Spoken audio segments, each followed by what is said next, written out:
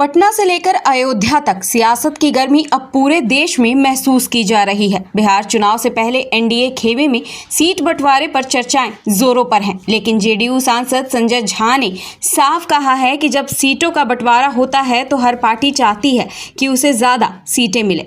इसमें कोई गलत बात नहीं है। बातचीत अंतिम दौर में है और जल्द ही फैसला हो जाएगा, यानी एनडीए में सब ठीक है, पर भीतर खाने सीटों की खींचतान अपने चरम पर है।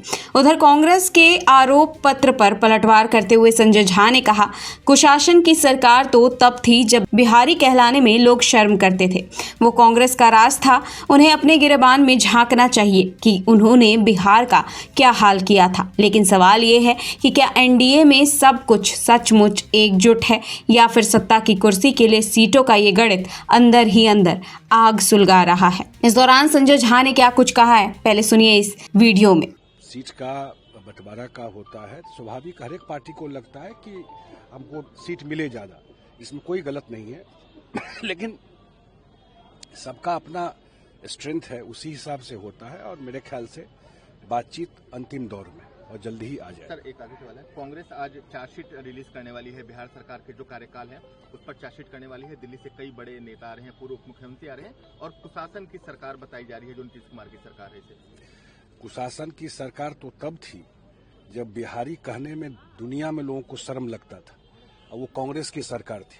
जरा अपने गिरेबान में झांक कर बताना चाहिए कि जब सरकार चला रहे थे तो बिहार का क्या हाल करके रखे थे। 5 बजे शाम के बाद पटना स्टेशन से बाहर नहीं कोई निकलता था। हम जहां से आते हैं दरभंगा मधुबनी से, नीतीश कुमार जी से पहले कोई शाम में आ गया स्टेशन पर तो रात भर रहता था कि सुबह अब जाएंगे दरभंगा, और अब पटना में मेट्रो चल रहा है।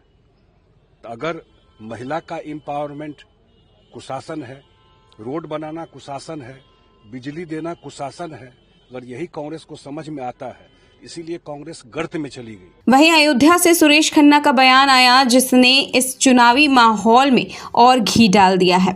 उन्होंने कहा कि मोदी की लोकप्रियता और नीतीश के साथ एनडीए बहुत आगे है और दावा किया है कि सरकार हमारी ही बनेगी, पर राजनीति में आत्मविश्वास और अति आत्मविश्वास के बीच की रेखा बहुत पतली होती है।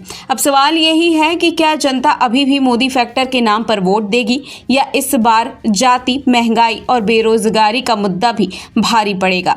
इस दौरान सुरेश खन्ना ने अखिलेश यादव पर भी निशाना साधा और कहा कि जब आजम खान जेल में थे तब अखिलेश चुप थे और अब वोट बैंक बचाने के लिए मिलने जा रहे हैं और उन्हें पार्टी की जान भी बता रहे हैं। अब एक सवाल और है कि क्या विपक्ष की राजनीति सिर्फ सहानुभूति की लहर पर टिकेगी या जनता उन्हें मौका देगी। सुनिए इस पर सुरेश खन्ना ने क्या कुछ टिप्पणी की है। पिछले काफी दिनों से बिहार के चुनाव में लोग सर्वे करने वाले डटे और तमाम पॉलिटिकल पार्टीज डटी, लेकिन जो मोदी जी की लोकप्रियता है और जो वहां पर भारतीय जनता पार्टी और नीतीश कुमार का गठबंधन है वो बहुत आगे है। और आप ये समझ लें कि पूरा देश ये चाहता है कि बिहार में एनडीए की सरकार बने।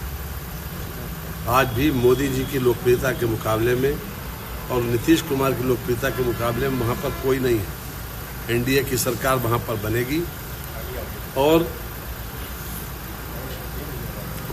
मैं तो एक शायर ने कहा था कि मुद्दई हरगिज न कर पाएगा बांका बाल तक, कि मुद्दई हरगिज न कर पाएगा बांका बाल तक और मोदी योगी गूंजेगा भारत में 100 साल तक। चिंता अखिलेश यादव जी ने 23 महीने तो की नहीं।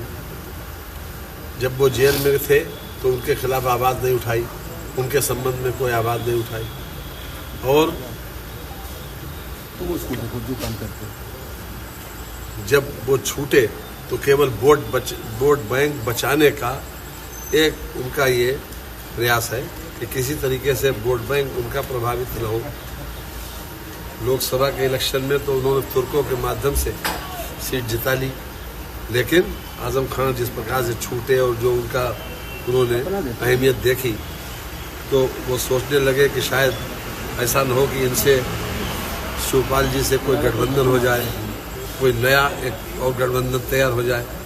और साथ साथ बसपा और कांग्रेस को भी अभी आजम खान ने पूरी तरीके से मना नहीं किया। ये तमाम वजह हैं जिसकी वजह से उन्हें मिलने जाना पड़ा उनसे, लेकिन उन्होंने उनके संबंध में कोई बात 23 महीने तक कोई आवाज़ उनके समर्थन में नहीं उठाई और ये चिंता भी नहीं करी उनकी। यहाँ तक कि ईद पे एक टेलीफोन तो नहीं किया गया उनके घर।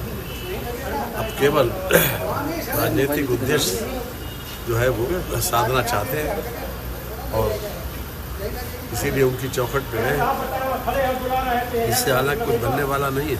अब बिहार का रण इस बार सीधा है। एक तरफ एनडीए का आत्मविश्वास, दूसरी तरफ विपक्ष पर आरोप प्रत्यारोप। क्योंकि संजय झा कह रहे हैं सब ठीक है, सुरेश खन्ना कह रहे हैं सरकार हमारी है और कांग्रेस कह रही है जनता हिसाब मांगेगी।